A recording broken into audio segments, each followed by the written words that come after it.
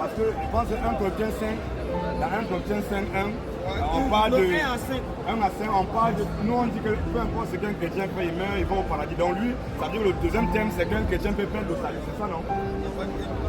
Mais parce que on ne sait pas, donne alors ton thème réellement.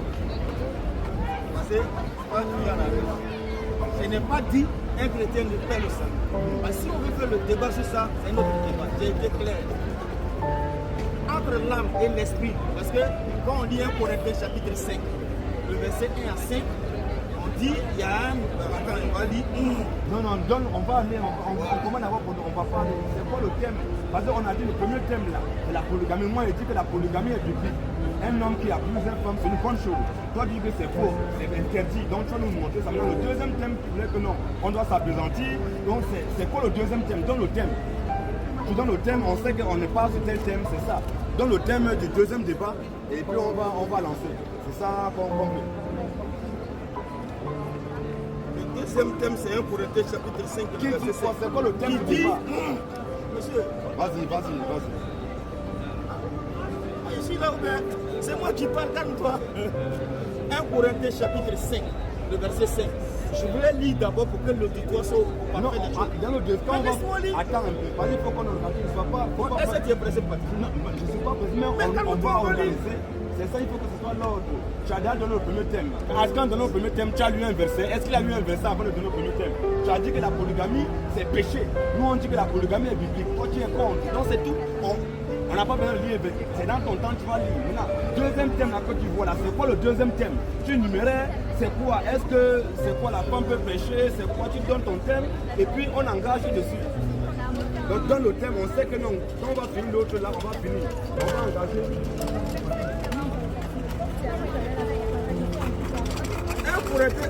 Moi je vais lire à cause des gens qui nous suivent. Et tu vas lire dans ton temps. Bon, attends, on fait d'abord la polygamie.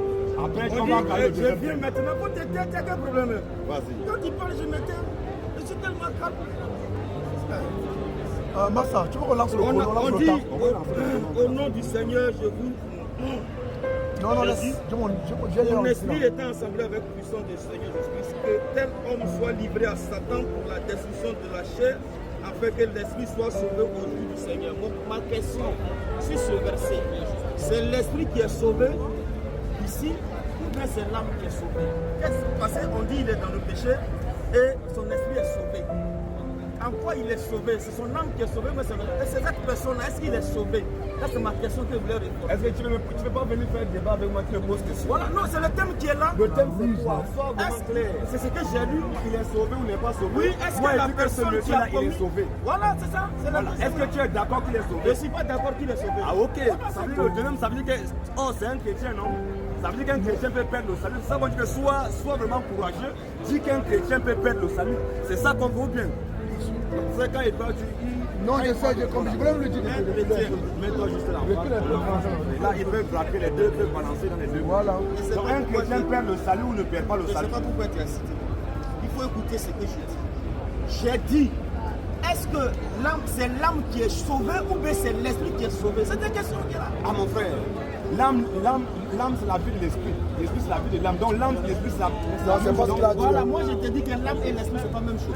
Non, mais si j'ai dit on n'est pas même chose, on va arriver là. Voilà ma question qui est là. Ce n'est pas question. Est-ce que l'esprit qui est sauvé là c'est l'âme? C'est pas ce que tu as dit tout à l'heure. Tu as dit qu'est-ce que le monsieur est sauvé? Monsieur, il faut te calmer.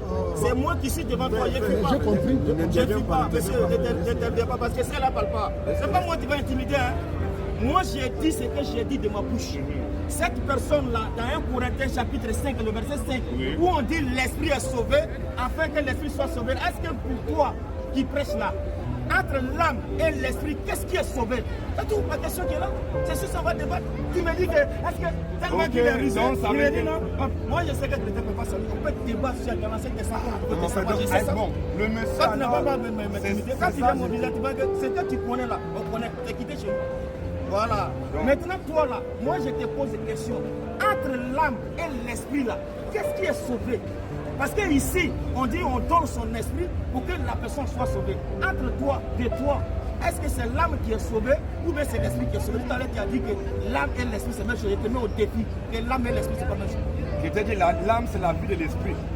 C'est ce que je te dis. Voilà, Après, maintenant, moi, sois un peu courant. Je suis Le courant. monsieur, le chrétien de Corinthe là, Oui. il est sauvé ou n'est pas sauvé? Voilà. Ce chrétien dont ils sont parlé ici, Oui, là, il est quand sauvé tu ou parles n'est de pas Corinthe, là, sauvé? Écoute-moi, dont il parle, L'esprit si dans on dit l'âme. l'âme, l'esprit soit donné et l'âme soit sauvée là. Selon ce qui est écrit dans 1 Corinthiens 5, verset 1 à 5, là, il n'est pas sauvé. Non, il n'est pas sauvé. Voilà. Ok, c'est ça. Voilà. Non, mais c'est ça qu'on a bien te dire depuis. Tu vois que tu tournes. Alléluia. Le chrétien de Corinthe a chanté dit Merci, qu'il n'est pas Jésus. sauvé, il va en enfer. C'est Son clair. esprit là, On va arriver, ok, on a compris. Donc, on engage le premier débat. Amen. Maintenant, le premier débat là, La polygamie. la polygamie dont tu as parlé là, on va débattre dessus. Voilà, donc on va organiser. Donc, qu'est-ce qu'on va faire? Tu as 5 minutes. Faut que tu as 5 minutes d'introduction. Tu as 5 minutes. Quand tu parles là, je t'écoute. Tu parles, je t'écoute. Tu as 5 minutes d'introduction. Dès que introduction, après aussi 5 minutes. Après tes 5 minutes, tu passes à 10 minutes.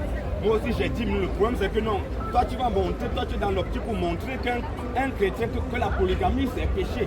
Moi, je suis dans l'optique pour montrer que la polygamie, c'est une bonne chose. Alléluia. C'est la vérité de Dieu. Donc, on va engager Chap, Yes. rapidement. Donc, il a fait 5 minutes. Dès Vas-y, qu'il est Salomon.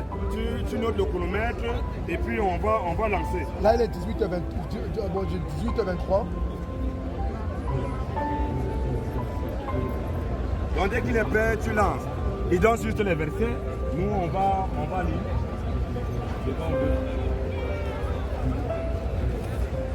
Là, ton bout de papier qui est tombé, Salomon. Oui, je vois. Je vais lire le verset. Ah, 1 Corinthiens chapitre 7. Ah, il n'est pas là. Non, il peut pas. Il ne sait pas. Ah, comme mon temps n'est pas encore commencé. non, il n'y a pas de souci. Donc, tu es prêt, tu dis, il a. Tu cherches quoi, frère? Le stress est sur le côté.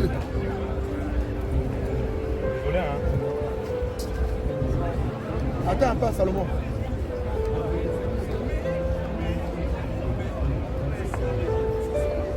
Là, tu fermes le sac, ferme tout. Ferme même ton sac là.